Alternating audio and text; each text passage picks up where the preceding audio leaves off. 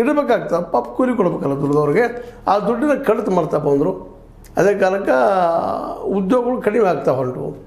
ಯಾವ ಕ್ಷೇತ್ರದಿಂದ ಉದ್ಯೋಗ ಸೃಷ್ಟಿ ಹೆಚ್ಚು ಮಾಡಬೇಕಾಗಿತ್ತು, ಆದರೆ ಮೋದಿಯವ್ರು ಯಾಕೋ ಆಸಕ್ತಿ ವಹಿಸಿಲ್ಲ. ಆದರೆ ಇವತ್ತು ಒಂದಿಷ್ಟು ಆಸಕ್ತಿ ವಹಿಸಿದ ಮೋದಿಜಿಯವರು 100 ದಿನ ಇದ್ದಿದ್ರೆ 100 ದಿನಗಳಿಗೆ ಹೆಚ್ಚು ಮಾಡಿದಾರ.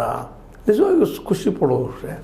ಯಾಕಪ್ಪ ಅಂತಂದ್ರೆ ಜನರಿಗೆ ಉದ್ಯೋಗದಿಂದ ಒದ್ದಾಡ್ತಾ ಇದ್ದಾರೆ. ಗ್ರಾಮೀಣ ವಲಯದಲ್ಲಂತೂ ಉದ್ಯೋಗಗಳ ಸೃಷ್ಟಿ ಇಲ್ಲ, ಅಂಥದ್ರಲ್ಲೇ ಉದ್ಯೋಗ ಸೃಷ್ಟಿ ಮಾಡಿ ಅದಕ್ಕೆ ದುಡ್ಡು ಮೀಸಲಿಟ್ಟಾರೆ.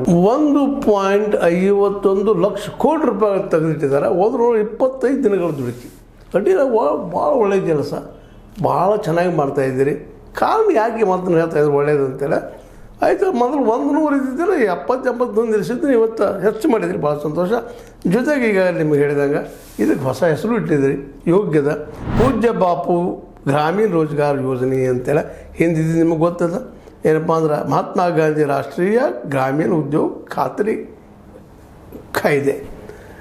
ಎರಡೂ ಒಂದೇ ಇದ್ರೂ ಸ್ವಲ್ಪ ಹೆಸರು ಬದಲು ಮಾಡಿದ್ದಾರೆ. ಬಟ್ ಅದೇ ವಿಷಯಗಳು ಮುಂದೆ ಹೋಗ್ತದೆ, ವಿಚಾರಗಳು ಮುಂದೆ ಹೋಗ್ತಾ ಇದ್ದಾವೆ.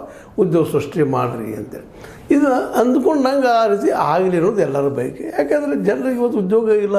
90% ಜನ ಇವತ್ತು ಉದ್ಯೋಗದಲ್ಲಿ ನಿರುದ್ಯೋಗಿಗಳಾಗಿದ್ದಾರೆ. ಇದಾಗ ಕಲ್ತವ್ರು ಇದ್ದಾರೆ, ಕಲ್ಯಾರದವ್ರು ಇದ್ದಾರೆ, ಮತ್ತೆಲ್ಲೂ ಇದ್ದಾರೆ.